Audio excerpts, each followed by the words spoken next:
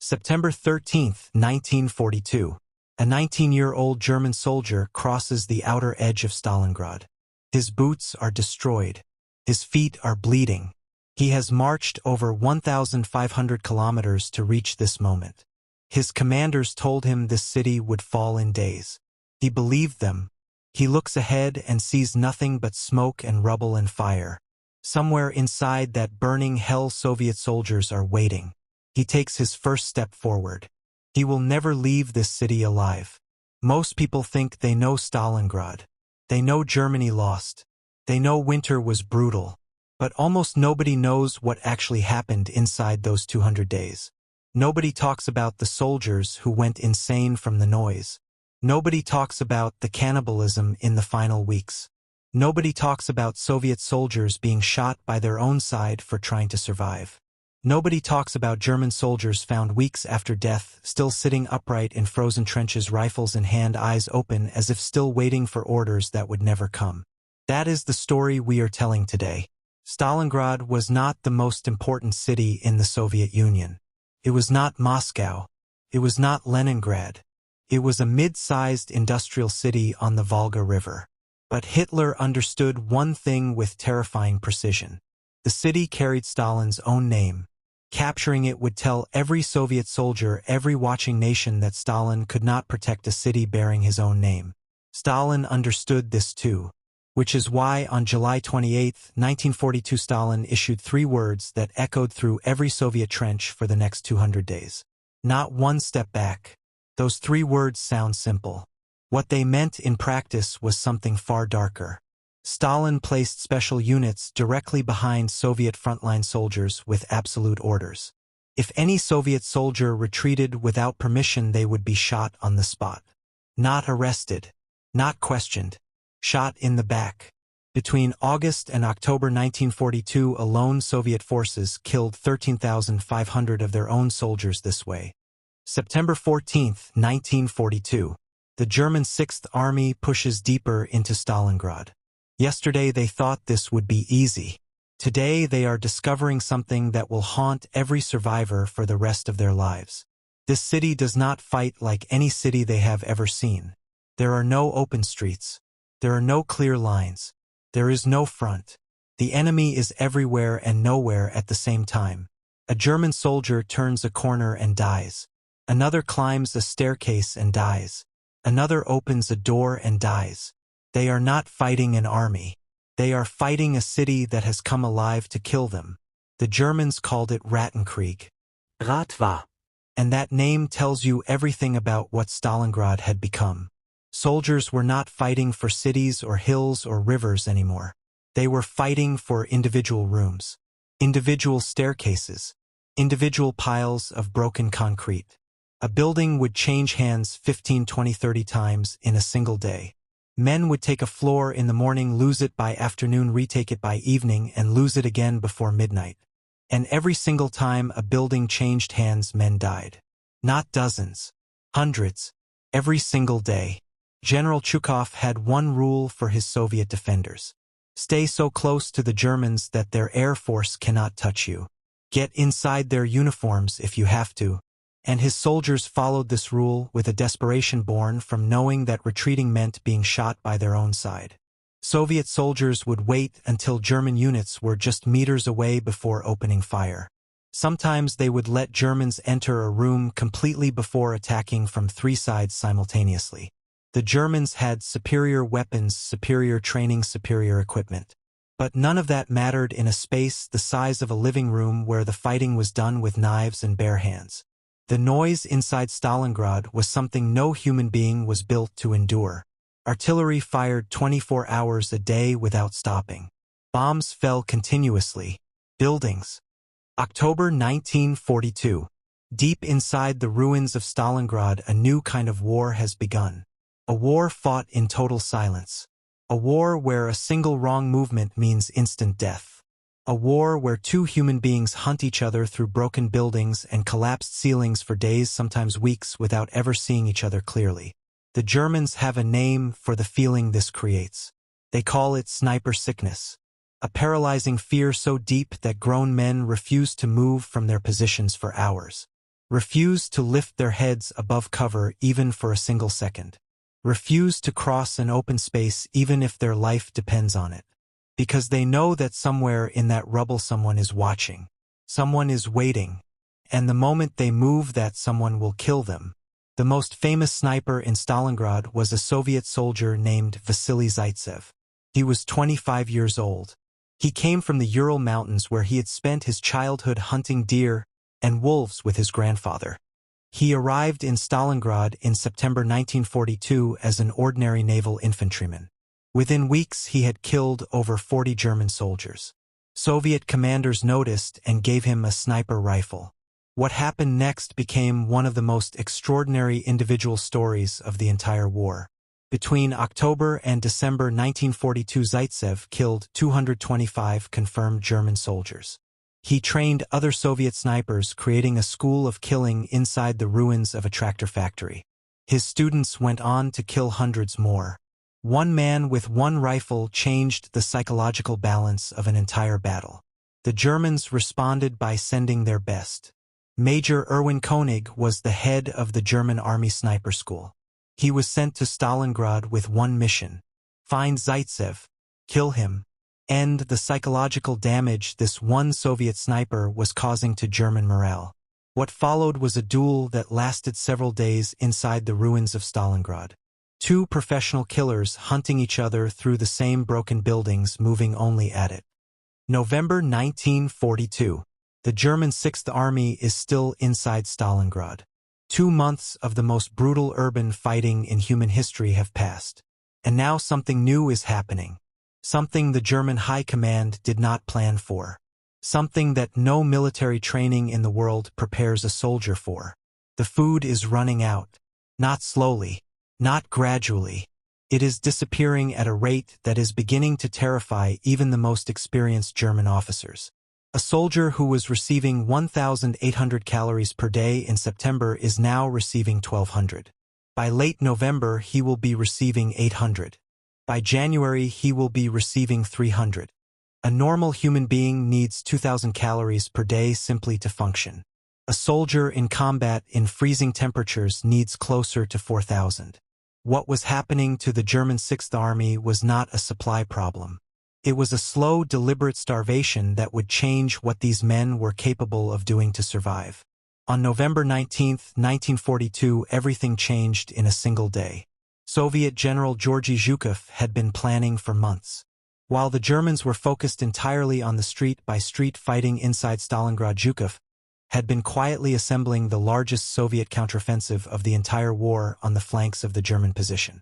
On November 19, over 1 million Soviet soldiers attacked simultaneously from the north and south of Stalingrad, targeting the weaker Romanian and Italian Allied forces protecting the German flanks.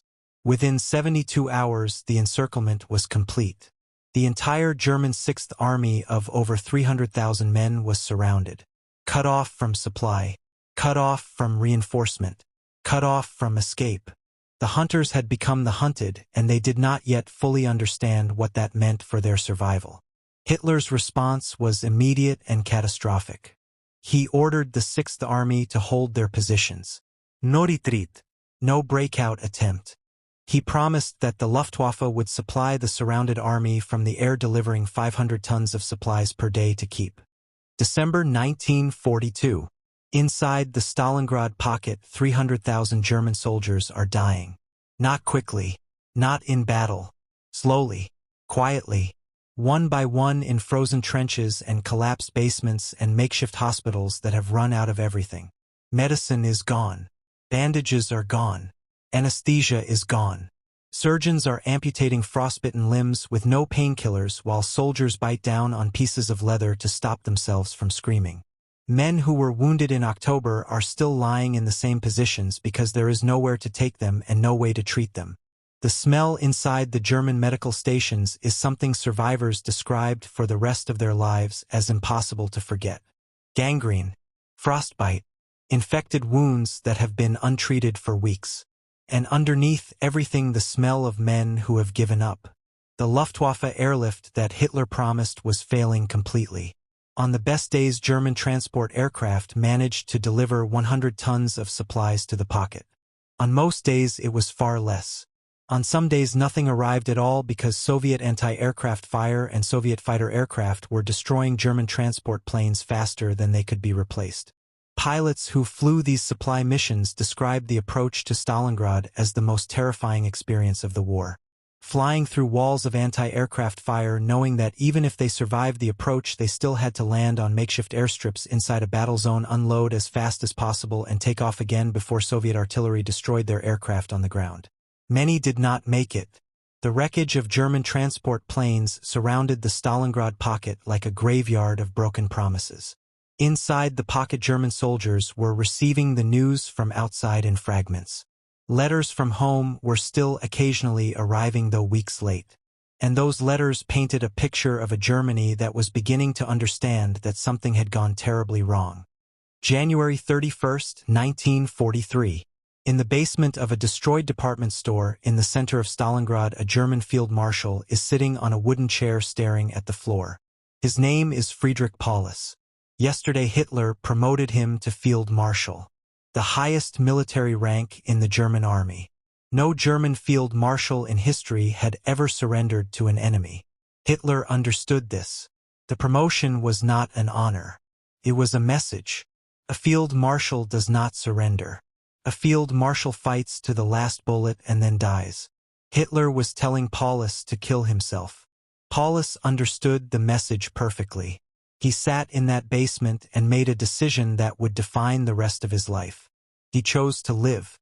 He walked out of that basement into the frozen ruins of Stalingrad and surrendered to a Soviet junior officer who was so shocked he initially did not know what to do. The surrender of Paulus was only the beginning. Across the frozen ruins of Stalingrad, over 90,000 German soldiers laid down their weapons and walked out of their positions into Soviet captivity. The scenes that Soviet soldiers witnessed as they moved through the German positions were something none of them had been prepared for. These were not defeated soldiers. These were men who had ceased to be soldiers weeks earlier. They were walking skeletons wrapped in rags and torn uniforms and pieces of curtain and anything else they had found to wrap around themselves against the cold. Many could not walk at all and had to be carried. Many were so far gone from starvation and frostbite and psychological collapse that they did not appear to understand what was happening around them. Soviet soldiers who had spent months fighting these same men and hating them with everything, they had found themselves standing in silence looking at what was left of the German Sixth Army and feeling something unexpected. Not triumph, not satisfaction, something closer to horror. Of the 90,000 German soldiers who surrendered at Stalingrad. February 1943. The guns have stopped. After 200 days of continuous noise, the silence over Stalingrad is so complete, so absolute, that Soviet soldiers who enter the city after the surrender describe it as the most disturbing thing they experienced in the entire war. Not the fighting, not the death, the silence. Because after 200 days of a roar that never stopped, the human brain had reorganized itself around that noise, had accepted it as the normal state of existence. And now that it was gone, something felt profoundly wrong. Soldiers who had prayed for silence during the battle found themselves unable to sleep in it, unable to function in it, standing in the ruins of Stalingrad in total quiet and feeling a fear that they could not explain, because the thing they had feared for 200 days was finally over, and yet the fear remained. It had become part of them, and it would remain part of them for the rest of their lives. What Soviet soldiers found as they moved through the German positions was something that changed every single one of them permanently. The bodies were everywhere, not hidden, not buried, everywhere, lying in the positions where they had died weeks or months earlier, preserved perfectly by the Russian winter. German soldiers sitting upright in trenches, rifles still in their hands, eyes open as if still on watch. Groups of men lying together in basements where they had gone for warmth and simply never woken up. Men who had died mid-movement, frozen in positions that told the story of their final seconds. A hand reaching for something that was no longer there. A face turned toward a doorway as if expecting someone to come through it. The cold had turned Stalingrad into a museum of last moments. Every body was a story. Every position was a record of exactly how a human being had spent the final seconds of their existence. Soviet medical teams moving through the ruins documented something that took them weeks to fully process: the scale of death inside Stalingrad. February 1943. The battle is over. Stalingrad has been won. And now Soviet High Command makes a decision that reveals something deeply disturbing about how this war was being fought. The soldiers who survived Stalingrad, who had spent 200 days inside that burning frozen hell, who had watched everything a human being can watch and still kept fighting, these men are not going home. They are not being given rest. They are not being sent to hospitals or rehabilitation centers or anywhere that might help them process what they have lived through. They are being formed back into units, given fresh ammunition, pointed west, and told that the war continues. The victory at Stalingrad is not an ending. It is simply a pause between one nightmare and the next. The men who received these orders were not soldiers anymore in any conventional sense. They were bodies that had learned to keep moving out of pure biological instinct. Soviet medical records from February 1943 show that the average weight of a Stalingrad survivor was 47 kilograms. These were adult men, soldiers, who should have weighed 70, 75, 80 kilograms. They were walking at roughly 60% of their normal body weight, their muscles depleted, their immune systems destroyed, their nervous systems operating in a permanent state of crisis response that had no off switch because the crisis had never actually stopped long enough for the switch to reset. And these were the men Soviet command considered fit enough to continue fighting. The soldiers who were considered unfit, who had lost limbs to frostbite, who had wounds that had not healed, who had broken down psychologically beyond the point where they could hold a weapon. These men were sent to Soviet military hospitals that were so overwhelmed, so undersupplied, and so understaffed that survival inside them was nearly as uncertain as survival inside Stalingrad had been. Soviet hospital records from early 1943 document mortality rates among Stalingrad survivors of between 90,000 German soldiers walked out of Stalingrad in February 1943 into Soviet captivity. Most of them were already dying. Not from bullets, not from bombs, from everything Stalingrad had already done to their bodies before the surrender even happened. Soviet guards who received these prisoners described the experience as receiving men who looked like they had already crossed the boundary between the living and the dead and were simply waiting for their bodies to catch up with what had already happened to them internally. Men with frostbitten hands and feet that had turned black weeks earlier and had been receiving no medical treatment. Men with dysentery so severe they could not stand upright. Men with wounds that had been untreated for so long that the infection had spread beyond anything that could now be reversed. Soviet guards who had spent months fighting these men and had every reason to feel nothing for them found themselves in the deeply uncomfortable position of feeling something. Not sympathy exactly. Something more complicated. The recognition that what they were looking at was what war ultimately produces when it has been running long enough. Not soldiers. Not enemies. Just men who had been used up completely and discarded. The march from Stalingrad to the Soviet prisoner of war camps was for many German soldiers the final thing that killed them. Men who had somehow survived 200 days of battle and the starvation of the final weeks were now forced to walk hundreds of kilometers in temperatures that were still well below -20 degrees Celsius with no adequate clothing, no adequate food, and no medical support. Soviet accounts of these marches describe columns of German prisoners stretching for kilometers across the frozen steppe with men falling out of the column every few hundred meters, simply collapsing into the snow and not getting up. Soviet guards were ordered to keep the columns moving. There was no infrastructure to deal with men who could not walk. February 1943. Stalin has won. The greatest military victory in Soviet history belongs to him. The city bearing his name has been defended.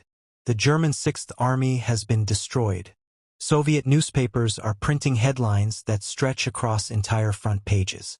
Soviet radio is broadcasting victory announcements every hour. In Moscow, people are weeping in the streets from relief and exhaustion, and something that is not quite joy but is the closest thing to joy that people who have been living under the weight of total war for 2 years can still feel. On the surface, everything looks like triumph. But underneath that surface, Stalin is doing something that reveals more about him than any biography ever written about him. He is hiding the truth. Not from the Germans. Not from the world. From his own people. From the very soldiers and citizens whose sacrifice had produced this victory. Because the real cost of Stalingrad is a number so enormous that Stalin understands instinctively that if his people ever fully comprehend it, they might begin asking questions that no Soviet leader can afford to answer.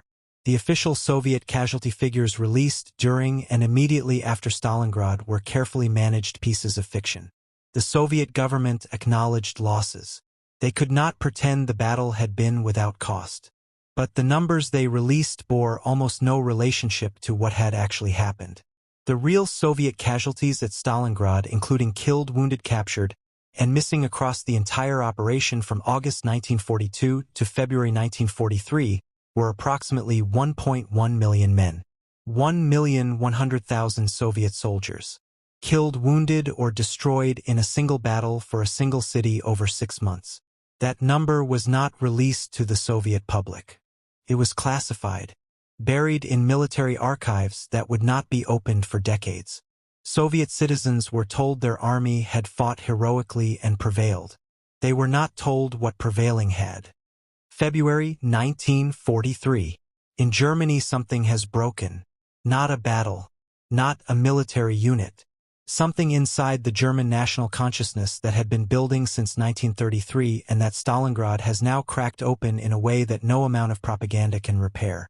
For 10 years Hitler had told the German people that they were invincible, that German soldiers were superior to every enemy they would ever face, that the war in the East was nearly won, that victory was not just possible but inevitable. German citizens had believed this because the evidence supported it. Poland had fallen in weeks. France had fallen in weeks. The Soviet Union had been pushed back hundreds of kilometers in months. Every piece of information the German public had been given suggested that their army was unstoppable and their leader infallible. Stalingrad ended that belief in a single announcement on February 3, 1943. And once that belief was gone, it could never be fully restored. Joseph Goebbels, the head of German propaganda, understood immediately what Stalingrad meant for the psychological state of the German population. He had spent years building a carefully constructed reality for German citizens. A reality in which Germany was winning. In which the sacrifices being asked of ordinary German families were temporary and necessary steps toward a final victory that was always just ahead. Stalingrad destroyed the credibility of that constructed reality because it was too large to be minimized or explained away. 300,000 men had gone into that city. The German public knew this. They had sons and husbands and brothers among those 300,000. And now those men were gone. Not transferred. Not relocated. Gone. And no amount of carefully worded official statements could change what German families were feeling in their homes and in their hearts about what that meant. Goebbels' response to Stalingrad was one of the most remarkable acts of propaganda in the entire war. On February 18, 1943, just 2 weeks after it. February 2023. Exactly 80 years after the last German soldier laid down his weapon in the ruins of Stalingrad. In a small town in Bavaria, an elderly German man sits in a chair by a window. He is 98 years old. He was 19 when he entered Stalingrad in September 1942. He is one of the last surviving human beings on Earth who was physically present inside that battle. A journalist sitting across from him asks him what he wants people to understand about Stalingrad that they do not currently understand. The old man is quiet for a long time. Then he says one sentence. He says that Stalingrad was not a battle. It was a demonstration of what happens when human beings give other human beings absolute power over their lives and ask no questions about how that power is being used. That answer contains more truth about Stalingrad than most history books manage across hundreds of pages. Because the deepest reality of Stalingrad is not military. It is not strategic. It is not even historical in the conventional sense. It is a story about systems. About what happens when political systems built on the absolute authority of single individuals are allowed to make decisions that affect millions of human lives without accountability, without question, and without any mechanism for admitting error before that error has consumed everything around it. Hitler could not admit that Stalingrad was lost because admitting it would have required admitting that his judgment was fallible. Stalin could not admit the real cost of Stalingrad because admitting it would have required admitting that his decisions had made that cost higher than it needed to be. And so men died, by the hundreds of thousands, not because their deaths were militarily necessary, because the men at the top could not afford to be wrong. Stalingrad was the turning point of the Second World War. This is the historical consensus, and it is correct. After Stalingrad, Germany never again launched a major strategic